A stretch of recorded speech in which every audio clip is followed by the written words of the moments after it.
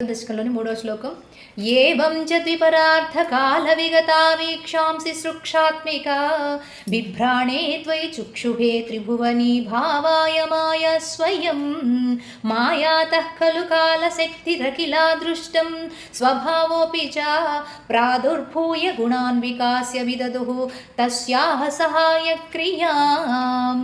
సృష్టి ఏర్పడడానికి ఉన్నటువంటి రహస్యాన్ని చెప్తున్నారు. బ్రహ్మగారి ఆవిర్భావం తర్వాత ఆయన ఈ సృష్టినంతా కూడా చెయ్యాలి అని తలచి ఆయన యొక్క ఈక్షణముల చేతనే ఏవం చ ద్విపరార్థకాల విగతా వీక్షాం.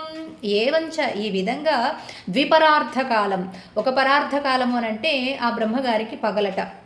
ఇప్పుడు మనకి ఎట్లా అయితే పగలు రాత్రి ఉన్నాయో అట్లాగే బ్రహ్మగారికి కూడా ఒక పగలు ఒక రాత్రి ఉంటాయి. అట్లాగే ఆయుర్దాయం కూడా ఒక 100 సంవత్సరాలు అనుకుంటే అసలు ఒక్క రోజులో ఒక పగలు గడవాలంటేనే 1000 యుగాలు గడవాలట, 1000 చతుర్యుగాలు గడవాలట. మనవి 4 యుగాలు కదండి. ఏమిటది? సత్యయుగము, త్రేతాయుగము, ద్వాపర యుగము, కలియుగము.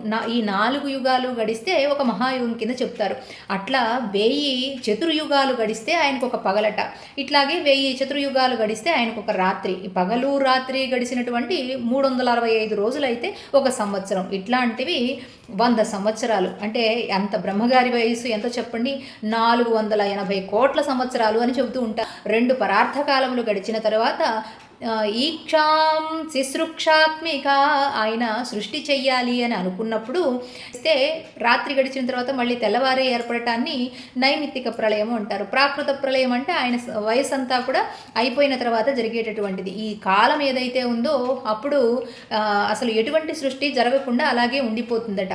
ఒక్కసారి ఆయన ఈ క్షణములతోటి బిభ్రాణే త్వయి చుక్షుభే, ఆయన యొక్క ఈ క్షణములతోటి మళ్ళా ఈ సృష్టిని చెయ్యాలి అని చెప్పి త్రిభువనీ భావాయ, త్రిభువనాలని కూడా ఏర్పరచాలి అనేటటువంటి తలంపుతోటి మాయా స్వయం, మాయాశక్తి స్వయంగా సహకరిస్తుంటుందట ఈ సృష్టి అంతటిని చేయడాని కోసము.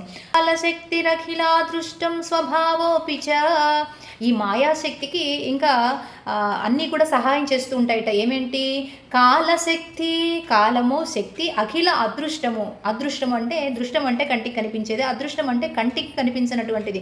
మనం చేసేటటువంటి పాపపుణ్యాలు ఇవన్నీ కూడా స్వభావాలుగా ఏర్పడి, స్వభావోపిచ, స్వభావాలుగా ఏర్పడి, బీజములుగా ఏర్పడి మళ్ళా మనకి జన్మ తీసుకోవడానికి సహకరిస్తాయి. గుణాన్ వికాస్య ప్రాదుర్భూయ, అవన్నీ జన్మించడానికి కారణమవుతుంది, మళ్ళీ సృష్టిని ఏర్పరచడానికి కారణమవుతుంది. గుణాన్ వికాస్య విదదుః, ఆ గుణములు కూడా త్రిగుణములు సృష్టిని ఏర్పరచడం కోసము ఇవన్నీ కూడా సహకరిస్తూ ఉన్నాయి మాయాశక్తికి అంటూ ఉన్నారనమాట.